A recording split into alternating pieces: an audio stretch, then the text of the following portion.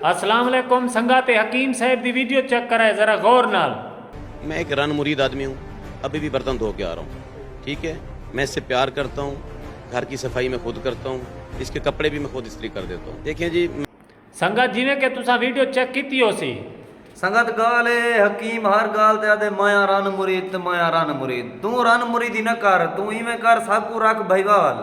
कोई मसला कहनी रात तेरी होसी ते डेह सादा होसी, बाकी काम सारे तो सारे जिम्मेदार है। कोई मसला कहनी तेरा काम हर शाय ओके दी रिपोर्ट तक मिल वैसी।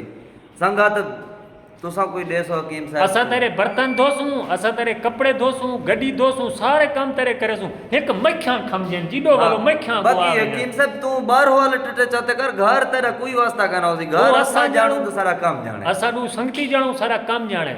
ठीक है ना, बाकी ये जरा तू गाली करना वदी ना, ये गाली करना बंद कर दे। मक्खियां खमजन हाँ सारा देखो मक्खियां दी जो ठीक है ना, बंदे दा पुत्र बनवे मैं तगड़ा सना पिया।